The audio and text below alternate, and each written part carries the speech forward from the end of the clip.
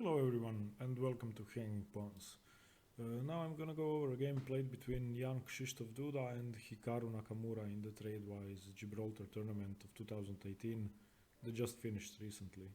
This tournament finished with an amazing 7-player tie for the first place with 11 Aronian, Vachier-Lagrave, Mickey Adams, Richard Rapport, Quang Liem and Hikaru Nakamura with 7.5 out of 10.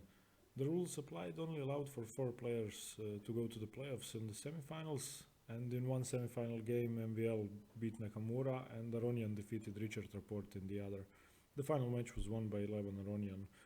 It's perhaps not the fairest format, but it's not good to have 7 people sharing first place either. This game was played in round 5, and young Krzysztof Duda had the white pieces and he opened with e4.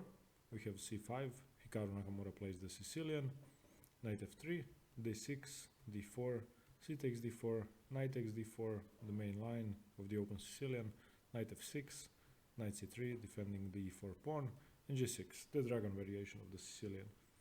We have bishop e6, preparing the Yugoslav attack setup with f3, queen d2 and long castling, bishop g7, f3, black castles, queen d2, knight to c6 and long castling. After this move we have the starting position in the mainline dragon. The variation is extremely volatile and double-edged, and often a single tempo could decide the winner. In most dragon games there is no time for slow improvements or maneuvering of any kind, and you have to be focused on being the first one attacking. It's as simple as that.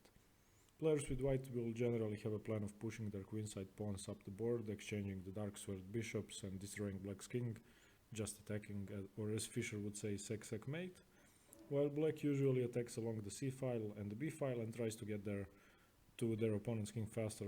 It often includes an exchange sack on c3 and possible pawn sacrifices on the a and b file. Nakamura plays d5, he pushes with d5, which is not such a good move because white could and should either take the pawn, either way with the knight or with the pawn, or exchanges c6 knight with a pleasant position. But Duda plays too passively and decides not to take immediate action, which is unwise against a tactical god like Nakamura.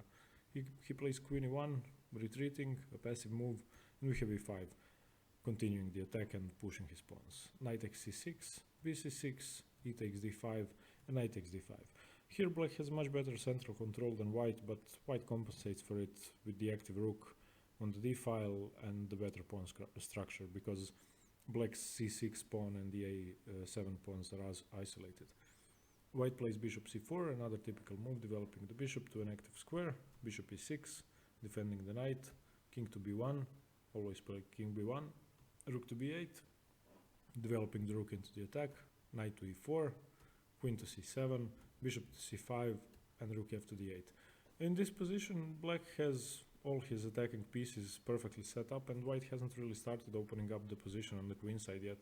It doesn't mean his position is worse, it's still a theoretical position and equal, but he shouldn't have given Nakamura an easy position to play with no tactical or strategical dangers at all for now. From a human perspective, I think black's position looks safer and easier to play than white's. Now he finally begins the attack with g4, h6. Nakamura plays an important move because now he could meet g5 with h5, closing the files and relieving the pressure on his king.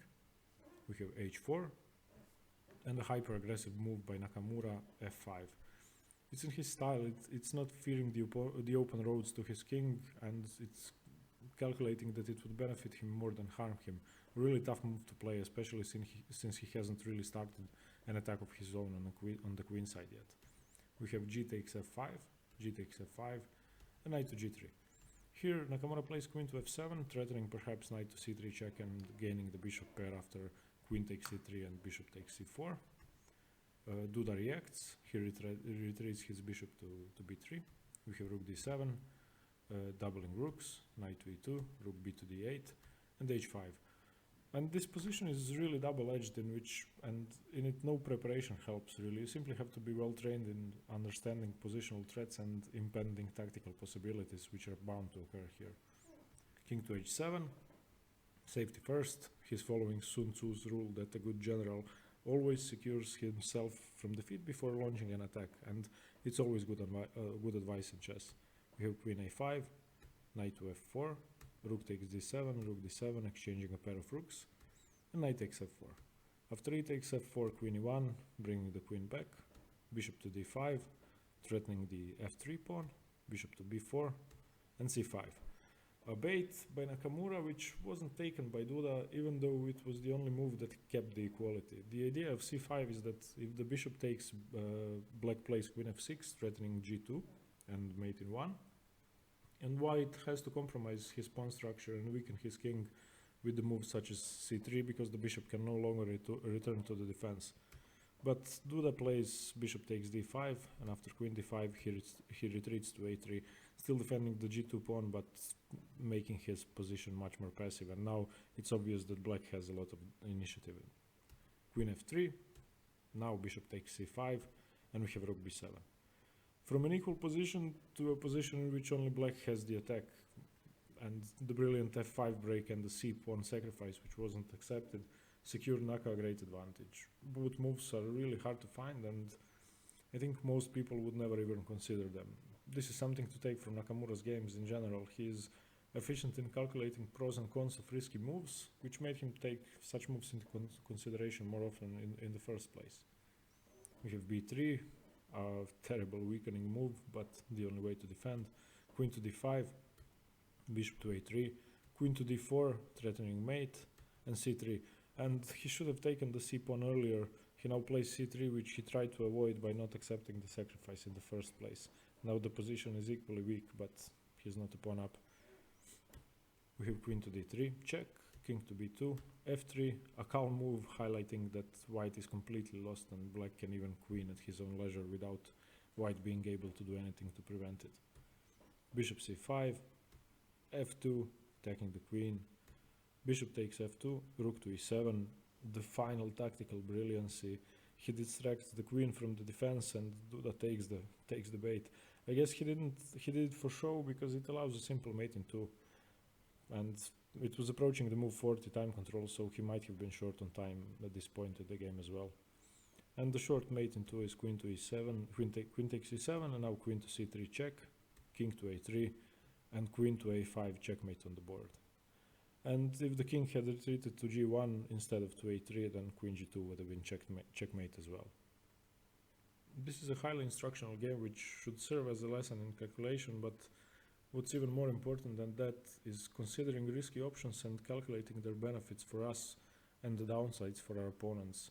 Chess is a time-limited game and people get afraid and nervous, as was perfectly shown by young Krzysztof Duda in this game. And risking win sacrifices like Nakamura's c5 in this game can pay off greatly. It can backfire on you, but most of the time it will be beneficial for you. Anyway, I hope you got something from this game. Thanks for watching and see you soon. Cheers, bye.